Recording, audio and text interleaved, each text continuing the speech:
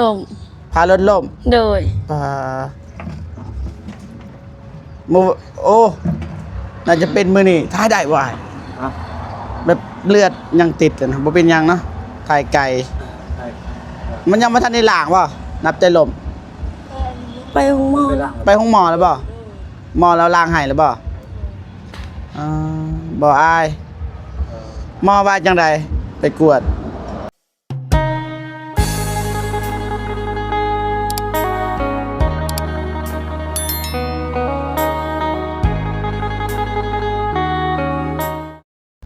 มาวันนี้พี่น้องเลยเปิดภาพมา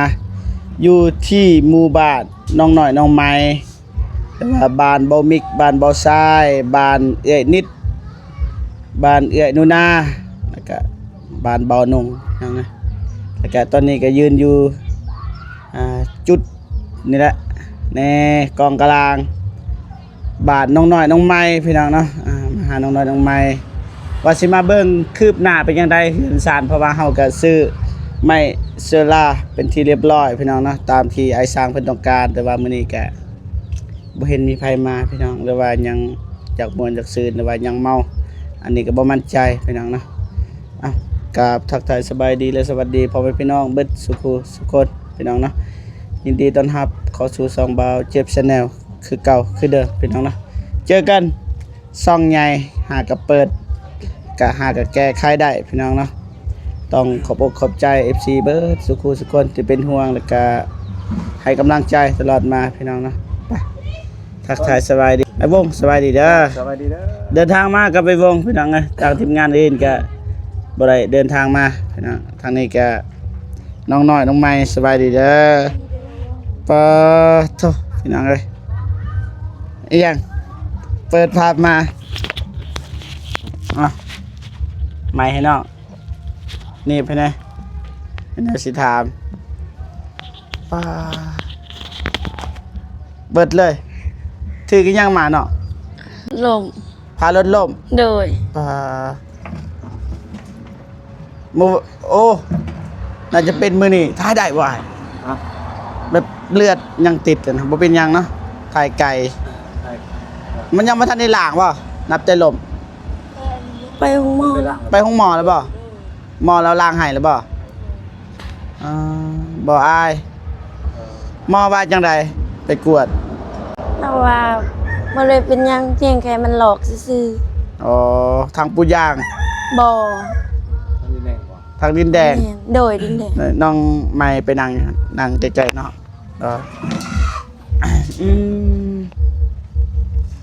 บริษัทยาให้บอกนะซักยานว่าเลือดเนาะแม่นยันว่าเลือดกล้ามได้เลือดซ้ำนอกซ้ำในตัวนั้นแล้วยานเสกแล้วบ่คายยังบ่ได้บาดบ่บาดหน่อยนึงทายบ่ได้ดันล้างไปเนาะบ่สุภาพเนี่ยนักจะได้นอนบ่เจ็บบ่ที่ร่างเขานอนบ่ปวดบ่ปวดนี่ซ้ำในเด้อแม่นอยู่ทางนอกมันอาจสิบ่ลายแต่ว่าทางในมันกระทบกระเทือนเด้พากันไปใส่ไปบอกพี่น้องไปบอกพี่น้องโดยแล้วก็ลดลมเลยแม่พี่น้องมาจะไหนมาอันนั้นหมอมาจะมายำโดยโอ้บุญเนาะโดยบุญบาทพี่น้องบุญบาทก็ไปบอกไปเชิญกันมายำกันเนาะโดยนับแต่มื้อวานนั่นแหละพี่น้องเอ้ยแต่ว่าดีได้กระแสเนื้อบ่ได้กินยังเขาสับมันบ่โดยเดี๋ยวน้องหมอแทนจานโอ้เป็นจัง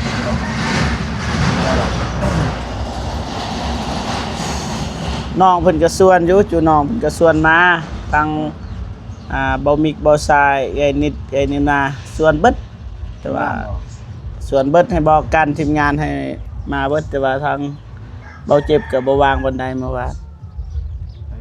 ข้าเบียกแม่ใส่กระเบียกก็เลยบ่ได้มาแม่นบ่ทันบ่แม่นว่าบ่อยากกินตอนเด้อยากเลยตัวบ่ทันเนาะ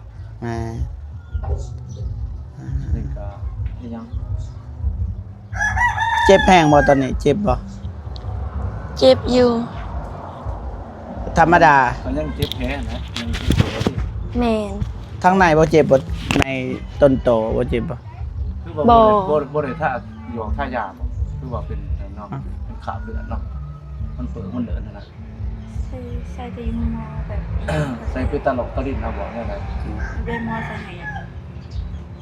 ยาจังไดหมอเอาให้ เราให้อยู่ยาให้กิน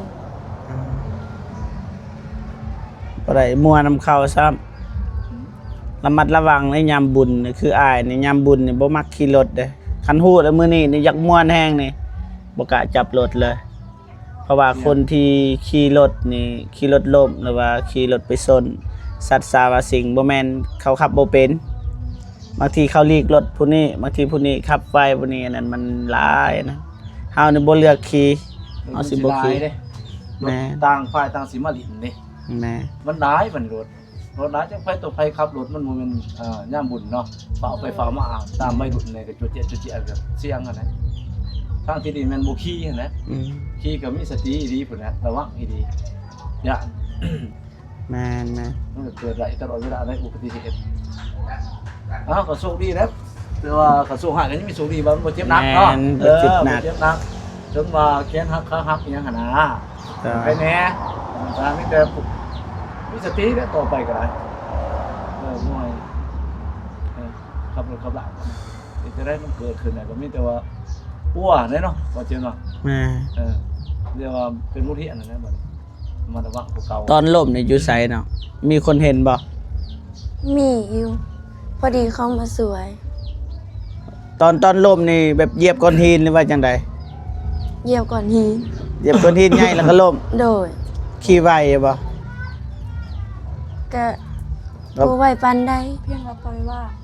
อ๋อเลือดออกแล้วศพนี่เสร็จออกแล้ว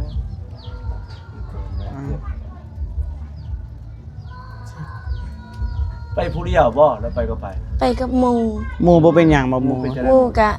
เจ็บคือกัน ให้ได้แห้งระวังเจ้าก็หมู่เจ็บแห้งกว่ากัน ข่อย อ๋อจะเป็นผู้ขับหรือจะเป็นผู้สอนนำ เขาเป็นผู้ขับ อ๋อผู้ขับเจ็บ เลย เจ็บกว่า ซุป ผู้สอน ซุปเปอร์ซุปเปอร์กระเทิน มันซุปเปอร์เสียดพี่ บ่จะเฮ็ดคือน้องใหม่เด้อเมื่อนั้นคือน้องใหม่ขี่รถล้มคือกันนะ บ่ บัดจอดแล้วล้มน้องใหม่ ไม่ถือว่า จอดแล้วก็ล้มโทรศัพท์นี่หายเลยแต่บ่เป็นหยังแล้วมันบ่หนักปานใดตกใจเลยเห็นแบบแหลกอยากพัวก็มีแบบอีต้นก็มีอะนะแบบเบิดเลยนับแต่หน้าผากดังศพ มันต้องว่าเลยสิที่มันคุบไปทั้งหนาเลยบ่ โดย จริงเลยนะ คือโอ้คือกบเลย เป็นรายการพิเศษเลย อืม ใช่เลยก็อันนั้นแน่เนาะมันซีเมนต์กระตั้มแน่นะตั้มคำว่าอยู่ท่าอย่างสิเจ็บหลายกว่านะ โอ้ทางปุยาง มันแข็งเนาะ บอสิว่าทางปุยางมันเพียงเด้ มันเพียง บัด ทุยเลยเห็นบ่ บัดนั้นอยู่หาดนี่ทางนั้นมันมีหินนิดหน่อยเจ็บกลัวเด้ ว่าเพราะฉะนั้นมันเป็นดินที่ส่วนใหญ่เนาะทางดินที่ว่าคนหินป่นเล็กน้อยที่ดินทางเป็นดินที่ง่าย เอ้าไม่ใช่ว่าอาจจะเอาเงินให้ซื้อยุกซื้อยาเด้อก็บ่หลายคำยาปลาคือสิได้อยู่ อะไร น้องน้อย ขอบใจเด้อ เห็นเราจะครัวจากแนวใดฮู้จักครัวแน่ต้นแน่นะจากแนวใด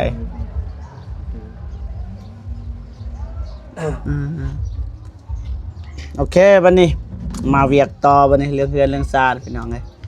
ไอ้ซามเพิ่นว่าจังใด ได้ยินพอแล้วอ่ะไอ้ซองเราคือมืออื่นอีก มื้อเริ่มอีก เลย โดยดีแหละเพราะว่าไม้เซล่าทางเบาเจ็บก็ซื้อเป็นที่เรียบร้อยพี่น้องเอ้ยผู้ใหญ่เพิ่นฝากมาให้ 11 ตับ บ่ขาดบ่ได้ว่า ไอ้สร้างเพิ่นว่า10ตับแต่ว่าเฮาซื้อเพื่อ เรื่องที่นี่นะ คือเอา ให้นั่ง อ้ายโป่งก็ได้สิผิดกันและตามเบิ่งนะอ้ายสิบ่มาถ่ายให้เป็นแบบนี้ พอแล้ว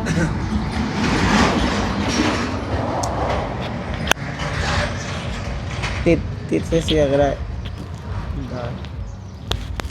แสดงว่ามื้อเนาะ โดย ที่จริงไอ้วง อ้ายเพิ่นว่า10ตับพอดีแต่ว่าเฮาก็สั่งเผื่อ11เลย มันเหลือไว้เนาะจังหน่อย แม่น โดย แต่ว่ามันบ่พอว่ามันอะไรเกินไว้แบบอย่าง ผู้ใหญ่เพิ่นพากเงินมาให้250เหรียญ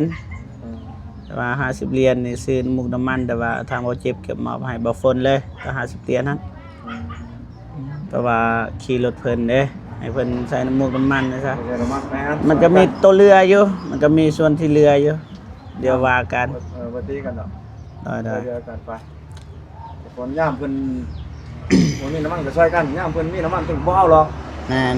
ง่ายๆกันเป็นย่ามบ่มีก็ใส่ให้กันเล็กน้อยไป มื้ออื่นเริ่มพี่น้องเอ้ย นี่ก็โอ้แสดงมันยังข้างอยู่ตัวนี้เนาะตอนอายมาตอนนั้นก็ยังแต่แอบเนาะ ยังแต่ว่าทางน้องก็บ่ได้เข้ามาเลยพอดีผู้ใหญ่ก็บ่มีไผซอยเลย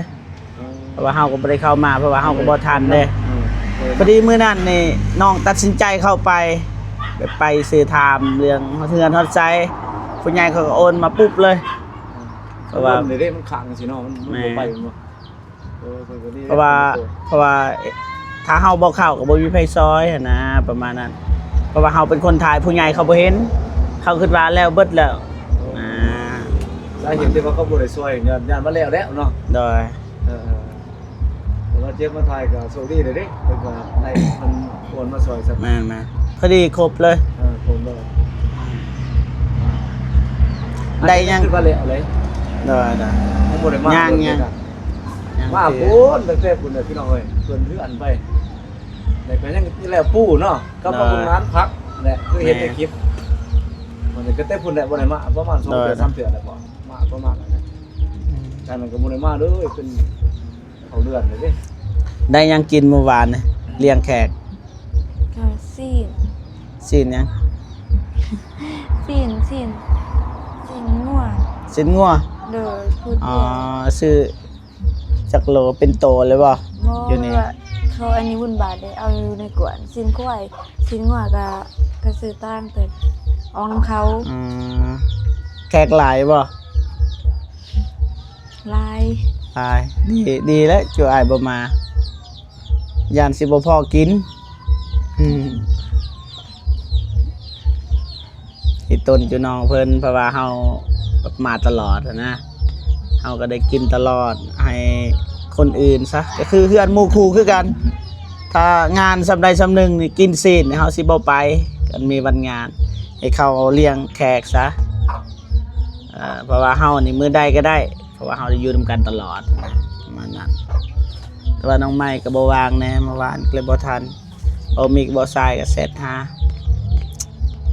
บ่ว่าแต่บ่มีบ่ทรายดอกเอ้ยนิดเอ้ยนุนาก็เสร็จมาเบิดแต่บ่ได้เข้ามาบ่โก้คนเดียวบ่ที่เข้ามา โดย อ่า เราโกรธแล้วก็กับผู้ชายคนหนึง กับหมู่เรา ต้องใส่บ่ โดย เราถ่ายคลิปอยู่บ่ โบแล้วเราเป็น FC บอเจ็บเหรอ ฮะ ใช่ล่ะ แล้วเราเป็น FC บอเจ็บได้ยินเราอ่ะ ผู้ชายเห็นบ่ โดย ปัดเถอะ โอ้ล่างไว้เสียงบ่เจ็บ โอ้บ่ธรรมดา เรื่องมาล่าในทีมงานสายบุญก็มีเบาเจ็บแหละ อ๋ออย่าเถอะให้ เบาเจ็บเบาตุ้นว่าคนหูจักหลาย โดย พวกอ้ายก็จักอยู่แต่ว่าจักบ่หลายปานใดเบาเจ็บก็เจ้าก็เก็บไปประจำเด้เพิ่นก็ได้ช่วยเหลือหลายกว่าหมู่ว่าซะได้ ทุกวันซะ ทุกวันได้ไปเพื่อนไหมได้ไปเฮ็ดกิจกรรมได้ไปช่วยเหลือได้ไปถ่ายคลิปเด้ แม่ ลงยึดหน้าที่ถือว่าเข้มแข็งขนาดเบาได้ แสดงว่าบ่โก้บ่ได้ถ่ายคลิปบ่เมื่อวานนี่ บอ เป็นหยังคือบ่ถ่ายเขาจะเปิดเพลงบ่ โดยแม่นแล้ว เปิดเพลง ทานี้ก็เปิด อ๋อบ่ได้บ่ได้ถ่ายคันถ่ายคลิปก็เมื่อพากย์เสียงเอาแบบนั้นนะ นั่นน่ะนะเฮ็ดกิจกรรมนี่ก็พากย์เสียงเอาก็ เพ ได้ ราะว่าเอาถ่ายเป็นช็อตเอาแล้วก็อธิบายอยู่นี่เฮ็ดหยังแล้วก็ย่างไปนั่นก็เฮ็ดหยังบ่ต้องเว้าหลายแล้วก็มีเสียงดนตรีประกอบเข้านำก็โอเคได้อยู่ อืม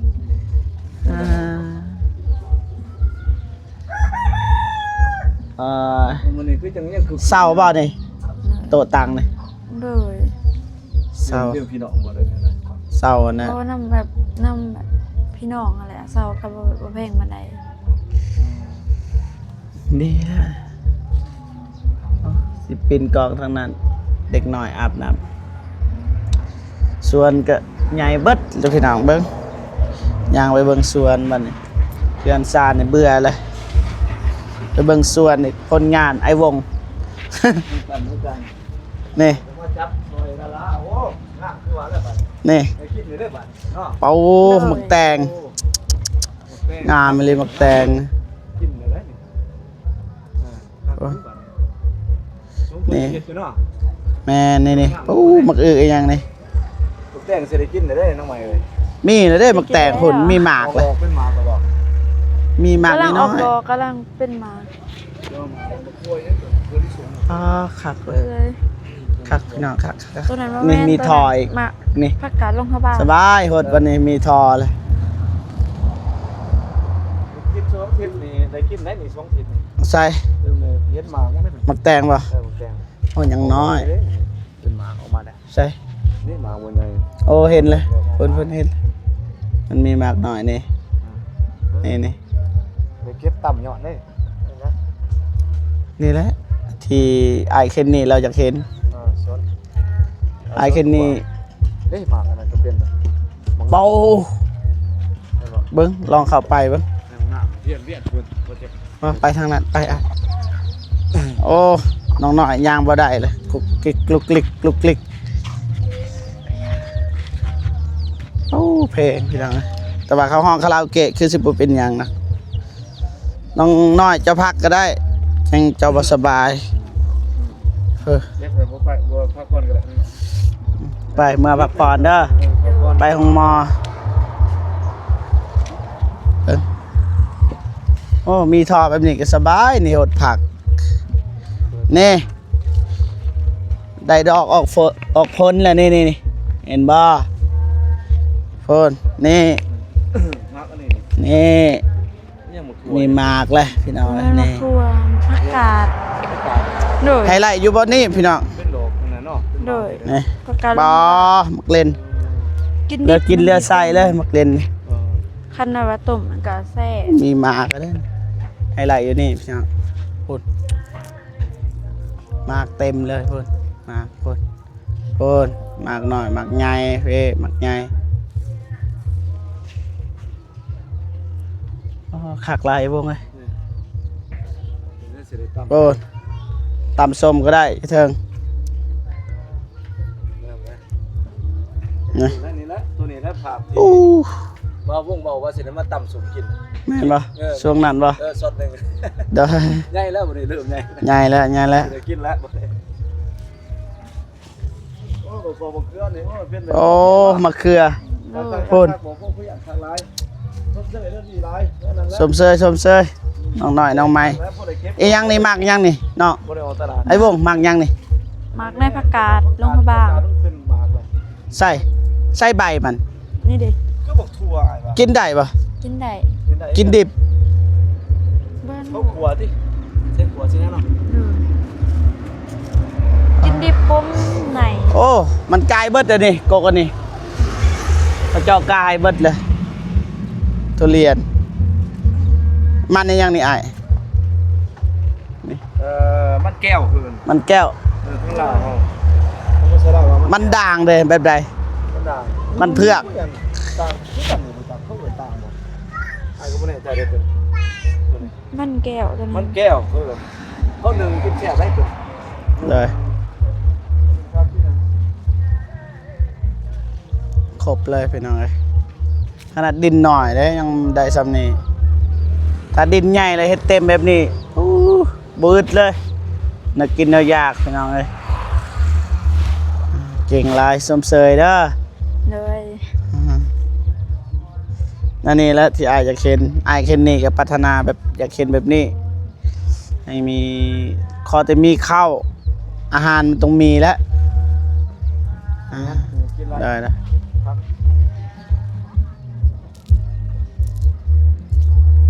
ปูเพื่อนก็นี่แหละไอ้วงเลยงามโคตร เบิดเรื่องความงามสำเนีเฮือนดิงามในวงเลยจะเบิ่งนี่นี่นี่ปลา มีแต่อันนั้นแหละแอบเลยดิไม่สิบ่โดนเนาะ บ่โดน นึงเท่านั้นแหละทีนึงที่ป้ายแล้วแหละ เนาะ สำเร็จแล้วบัดนี้ ยังแต่บานประตูหั่นนะกับบานปกเอียบ ตรงอย่างก็ประตู อ่า ใส่ คันมีบานประตูบานปกเอียบ มันมีบอลสู้นางแต่สิคัก ครบโดย มันจะดีกว่า คาด มันเบิ่ง ขาดแต่บานประตูนี่แหละกับบานหน้าต่างสั่นก็แล้วแหละไปบัดนี้ขออนุญาตเดินทางเด้อบัดนี้เด้อ โดย มีแต่ว่าเบิ่งน้องไหนเอาปากบ่ทีม โดย เบิ่งอาการน่ะเป็นแบบใดก็ แม่น ไอ้น้องเพิ่นไปห้องหมอได้เพราะว่าซ้ำในเด้ อย่างซ้ำในเด้อเว้ย ซ้ำในอันตราย ว่ามีอาการเจ็บเป็นต่างๆในมันไปโดด ได้ บ่ต้องรอเลย บ่รอ แล้ แล้ว ว เลือดขังเลือดยังเนาะแล้วมันขัง แม่ ยังคน โดย เขาเบิ่งว่าไปไหลอยู่2เสมอกันมันเลือดแบนไปสุดแล้วขังขนาดไหน ดีแท้นะนี่เฮ็ดเขาย่างเอา ย่างเฮ็ดให้เลือดมันไหลเวียนคนโอ้นี่ชีวิตมันหาเรื่อง แม่ อากาศหนาวเลย อากาศเย็นๆตอนอากาศเย็นๆนี่ชีวิตมันหาหายใจฝืนยังเขาเลือดไหลบ่สุดหรอก มันจะย่างเอา แม่นตรงอยู่ก็ควบคุมตัวนี้รักษาควบคุมในบ้านเฮาเพิ่นมักให้ย่างเนาะ แม่นย่าง ขี่รถล้มหรือว่าเกิดอุบัติเหตุจังแม่นไปย่างให้มันมีความอบอุ่นเลยจนหอด2-3มื้อแล้วก็มันทานตัวนั้นแหละ เลือดมันก็อันนั้นเด้บ่ให้มันกาม นะ นะ บ่ให้มันได้เวียนสมองมัน นี่คือเห็นอันนี้นี่บ่เซาจากเทื่อเด้นับแต่มื้อนั้นน่ะชื่อไว้บ่ ชื่อหั่นแหละเจ็บตัวนั้น นี่ตอนเฮ็ดนี่แหละ คิดว่าบ่เจ็บเป็นดินนั่นบ่แม่นนั่นเจ็บได้พี่น้องเอ้ยนี่เจ็บนี่ นี่ นี่บ่เจ็บต่อควบคุมมือนี่เสาตัวนี้แม่นบ่บ่เจ็บ แม่นไหม เสาตัวนี้ ตอกอีกหั่นแหละไปตอกโปมือตัวเองนี่ถ้ามีดนี่ทีมงานเฮาคือว่ามันบ่เจ็บที่จริงนะเฮาเจ็บและพี่น้องเอ้ยไปบัดนี้พี่โอเคพี่น้องนะเปาเจ็บก็ขออนุญาตจบคลิปก่อนนะจังได๋ก็ขอบอกขอบใจขอบคุญขอบคุณ FC เบิร์ดทุกคนที่เข้ามาให้กำลังใจตลอดมานะพี่น้องเนาะพอๆกันคลิปหน้าพี่น้องสำหรับคลิปนี้ สบายดีเด้อพ่อพี่น้องเบิร์ดทุกคนพี่น้องเนาะไปบ๊ายบาย